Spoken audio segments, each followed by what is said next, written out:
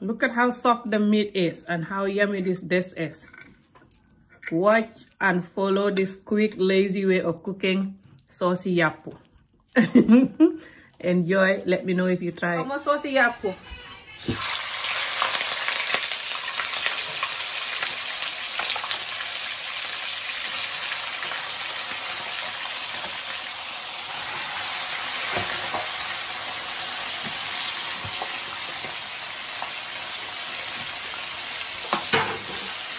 Saucy yappu lay defar.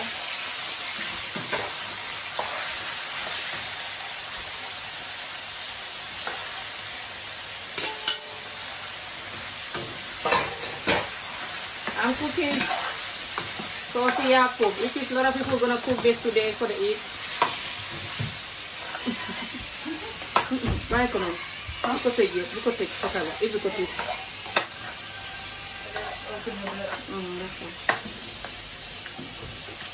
So I'm cooking saucy yappu. This is how we cook it in Gambia, but I'm doing it my own way. So I'm doing it my own quick, lazy way, to be honest.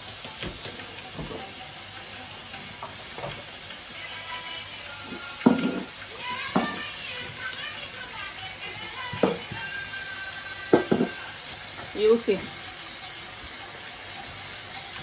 So how you guys doing? How is the Eid?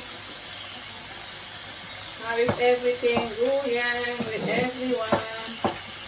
I'm gonna try to see if I can move it here so it's more heat.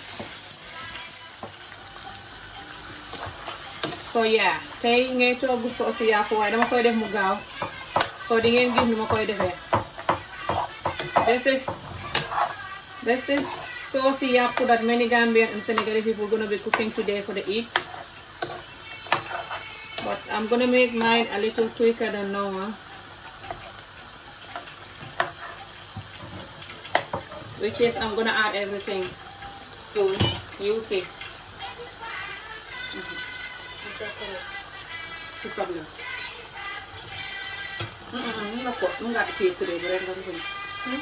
Manga in soble mu jege nga jël tray bi rek sotti ko ci ikati tray bi ci lo sa loxo yëpp am tamit. It's my son who is helping. Am na lu nekk na yëpp leen def ko leen.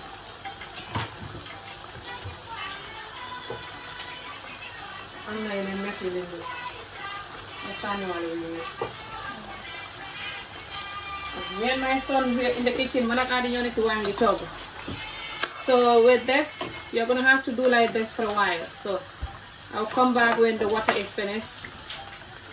It's going to take time for the water to all finish. You can use beef or you can use lamb. So you don't have to use this much lamb. Well, I did it.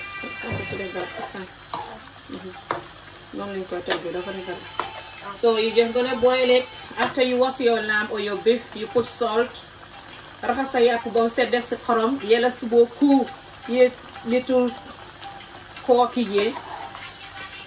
And then fry it for jiobe. So you have to fry it until all the water is finished. You have to leave it. It's gonna bring a lot of water from the meat. And when the water is finished, then you do the next step. So it's going to take a while for the water to finish. So yeah, so once all the water is finished, I'll come back to the camera and I'll show you guys the next step. See you soon. At this point, you have to wait for a while for the foam to go away when you're cooking the meat. Yeah, you have to cook it until all the foam is gone. So we'll be back. Yeah. Hello people. So now the next thing is I'm doing it this quick way, okay?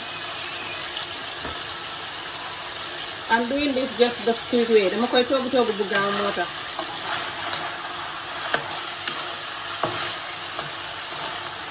If not, I was gonna have to wait until all of this meat is brown. And I'll take them all out and fry the potato alone.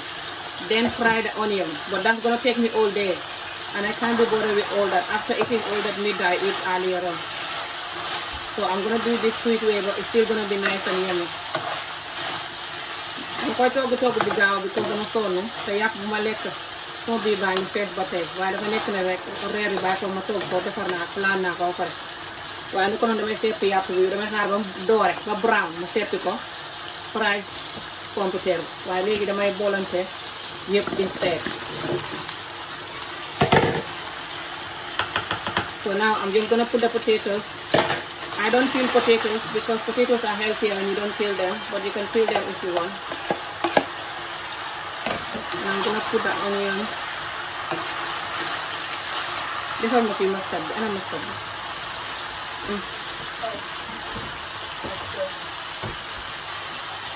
How much should I put? This one you put a bit. Yeah, put a bit.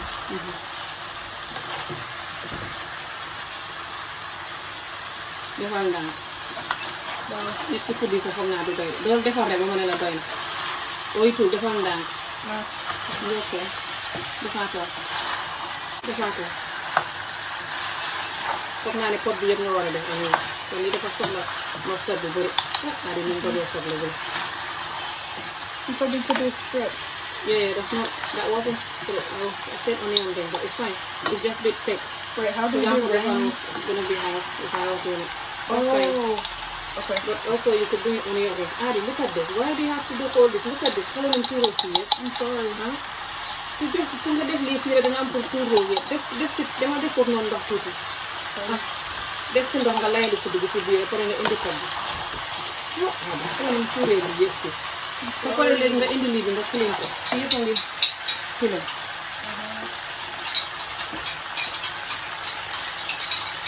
So now this cooking needs a lot of mustard. So I put the whole pot. Baby, line it to do that. Dugal ko si biir ndox bi nga ko def mutut da nga war a yokk ndox. So this cooking pot is just small for this amount of cooking, but it's gonna be fine.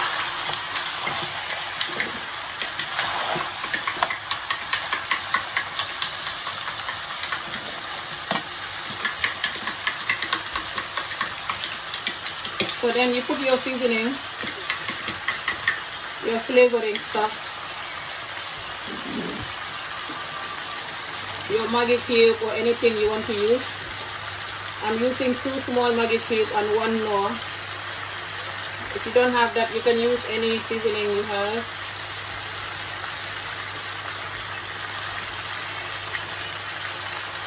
And then you put black pepper. Put good amount, then you put vinegar.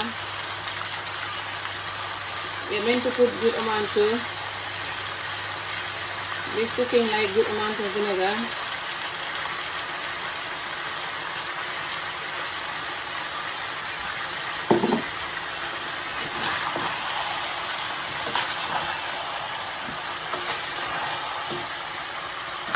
This is my quick way of cooking it.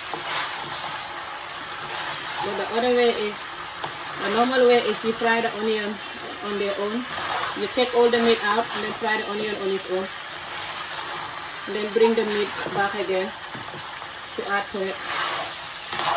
This is just any lazy quick way of cooking. And again, you can use beef or lamb.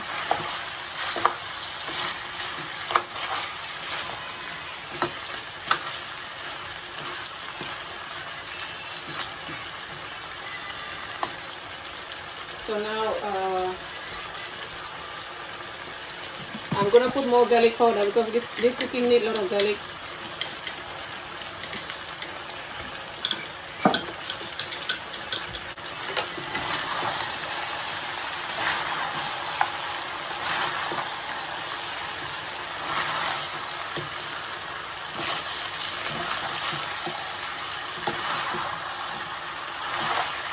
So right now you should be tasting the salt and see what's happening. If it's not enough, you add a little bit more.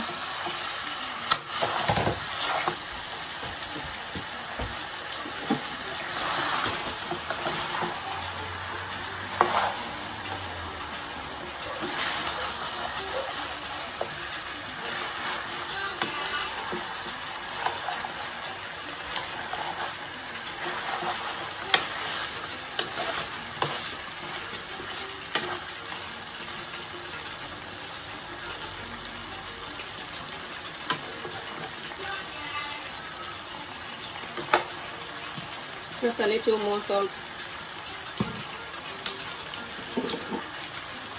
Now I have to add more water and let it cook.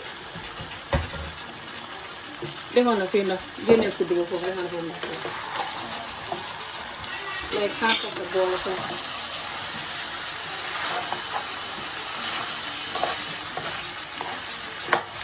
So with this cooking, we don't put any pepper, any fresh chili apart from, we don't put any chili apart from the black pepper.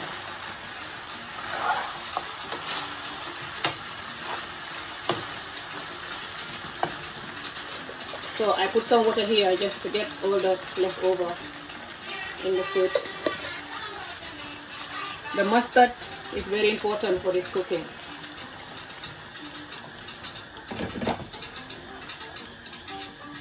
That's it. So now you just slow it down a little bit and let it cook. And you're gonna have your yummy saucy yapu when the water is down. I'll come back and show you guys the finished product. You don't put a lot of water, just like this amount of water. Like I said, this is my quick, lazy way of cooking saucy yap. For some of you that's gonna be like, what the hell is Emijo doing? But yeah, it's gonna be yum. So now it's gonna start boiling. We're just gonna lower it down, and I'm gonna sit down. Gonna lower it down. I'm not gonna cover it because I don't want the smoke to be, I don't want the water to keep coming into it from the cover.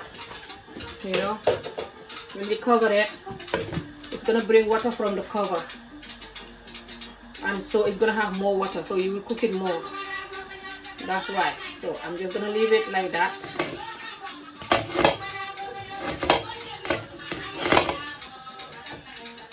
No, leave it like that, no cover. Yeah, people, so now the food is ready.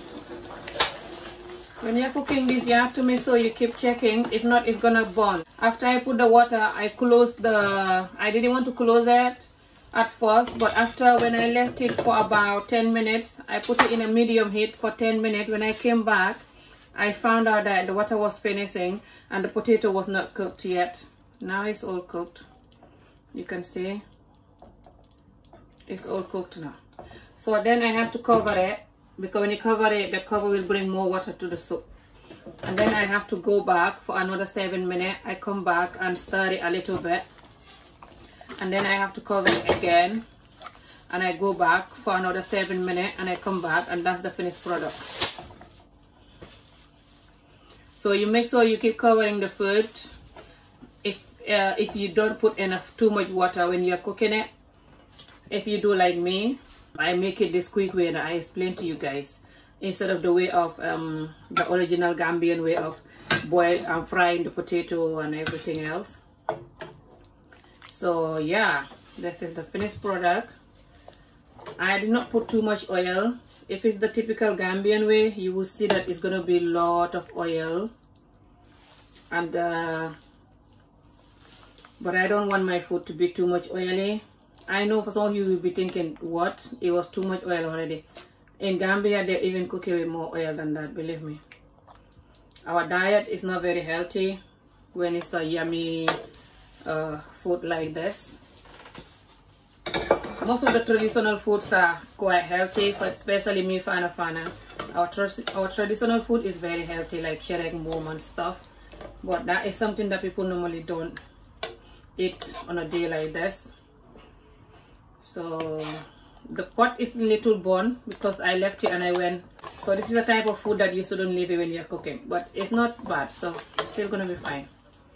It's not a type of burn that will make the food bad or anything. But yeah, I think that's enough anyway. The children will not finish all of this.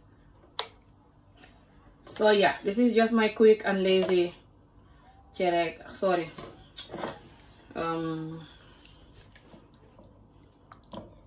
This is just my quick and lazy saucy ganar. So normally we're gonna eat it saucy ganar. I keep saying saucy ganar, saucy yapu. So normally we're gonna eat it with some I'm gonna take this out. Normally we eat it with some bread. So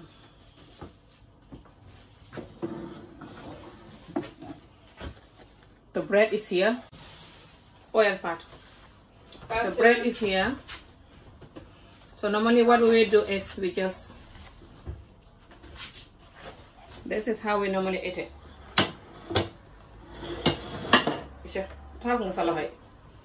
We just take the bread and we just dip in the sauce and we just eat it with the meat, just like this. That's how we normally eat it.